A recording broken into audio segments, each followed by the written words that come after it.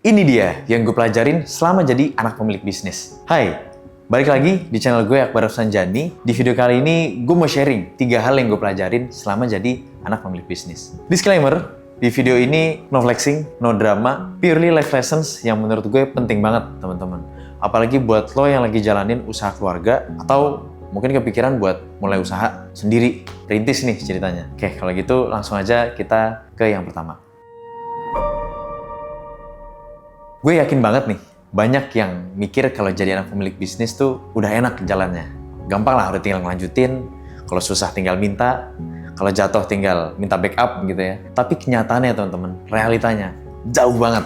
Yang orang nggak lihat itu adalah perjuangan dari nol. Ingat ya, nol ini bukan berarti lo mulai dari nggak punya apa-apa. Tapi lo mulai dari nol di mana lo masuk sebagai orang lain di dalam perusahaan ini, tapi lo juga dikenal sebagai anaknya bos. Yang udah pasti bakalan banyak banget anggapan-anggapan kayak, ya anak bos udah mulai masuk nih. Bisa apa nih dia? Gitu kan. Bayangin kalian harus kerja di dalam lingkungan kayak gitu. Mulainya dari mana teman-teman? Bingung kan? Tapi tenang aja, semua itu butuh waktu. Mulai dari kita bangun kepercayaan tim, mulai dari kita pelajarin sistem di dalam perusahaan ini, bisnis di perusahaan ini tuh apa sih? Arahnya mau kemana perusahaan ini? Targetnya seperti apa? Dan environment-nya seperti apa? Itu yang juga harus kita pelajarin dan siapin. Tenang aja teman-teman, ini semua butuh waktu memang. Tentunya dengan progres waktu seperti ini, lo juga bisa nunjukin gimana kualitas lo dalam menghandle berbagai macam situasi. Dan lo juga harus bisa buktiin langkah konkret apa yang bisa bikin bisnis ini tuh nggak cuma bertahan, tapi bisa berkembang, teman-teman. And of course, lo juga tetap harus kerja keras, meskipun lo anak siapa.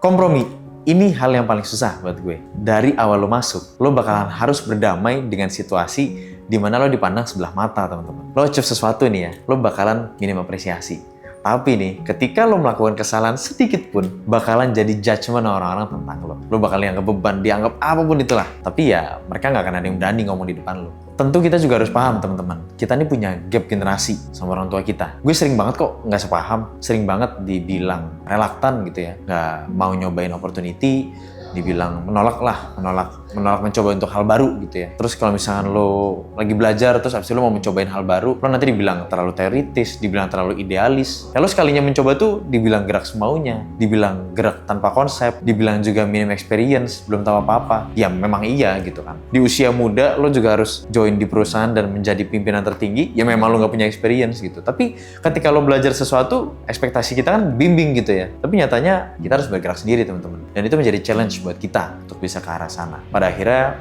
untuk bisa mencapai ke titik di mana kita didengar, kita harus mengikuti cara lama dulu. Kita harus tahu nih, sistem yang berjalan itu seperti apa. Disitulah pentingnya komunikasi, teman-teman. Pentingnya kompromi dan pentingnya menahan ego. Gimana caranya kita nggak asal ngegas, gimana caranya kita ngeyakinin nih dengan data dan bukti. Jadi nggak bisa lu cuma belajar teori, lu langsung implementasi, tapi lu juga harus kasih nih buktinya seperti apa. Dan ini yang menjadi PR buat kita, karena nggak bisa juga kita langsung benchmark, let's say pakai perusahaan besar apa, sudah implementasi ini gitu ya. Kita juga harus buktiin impact-nya apa ke perusahaan kita, pengaruhnya apa. Lo juga tentunya harus bisa ngatur emosi ini ketika lo ngerasa nggak didengar dan lo kan bakalan kayak nampak kesel. Nah, itu tuh PR-nya. Lo nggak boleh nampak kesel meskipun nggak didengerin atau lo diremehkan. Gimana caranya lo bikin inovasi dan ide, tapi harus tetap sejalan dengan cara lama. Nggak cuma dengan ide anak muda, tapi ide anak muda yang diinginkan oleh generasi penerus kita.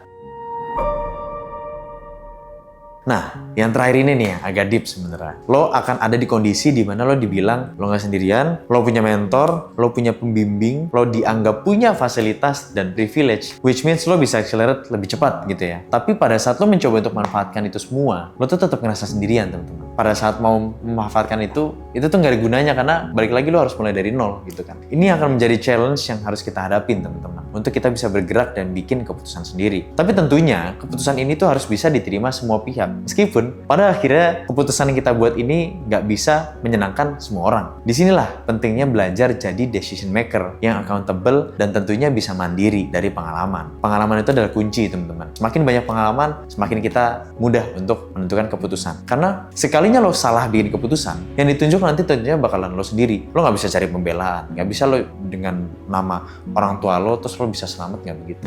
Semua tetap lo harus mulai dari awal. So iya, itu sih 3 hal yang menurut gue paling berharga dan gue pelajarin dari jadi anak pemilik bisnis. Kalau lo juga lagi di posisi serupa atau lo lagi ngerintis usaha, drop di komen dan ceritain gimana struggle lo sebagai pewaris bisnis. Seperti biasa teman-teman, jangan lupa untuk like, komen, dan subscribe atau share video ini kalau menurut lo relate. Feel free banget ketika teman-teman ada di posisi kayak gue, kita bisa discuss anytime, kapanpun, tinggal reach di sosial media gue, via Instagram, LinkedIn, dan lain-lain. Nanti gue akan taruh di bawah. Jangan pernah ngerasa sendirian, dan jangan pernah ngerasa minder ketika lo ngelanjutin usaha, karena menjadi pewaris itu bukan suatu hal yang hina, teman-teman. Nggak cuman perintis yang bisa mendapatkan posisi mulia, tapi mewariskan usaha itu juga mulia karena lo melanjutkan usaha orang tua lo harus berbakti buat orang tua lo juga menanggung beban banyak orang, dan itu yang harus kita temukan harmoninya. Sampai jumpa di video berikutnya, teman-teman. Dah.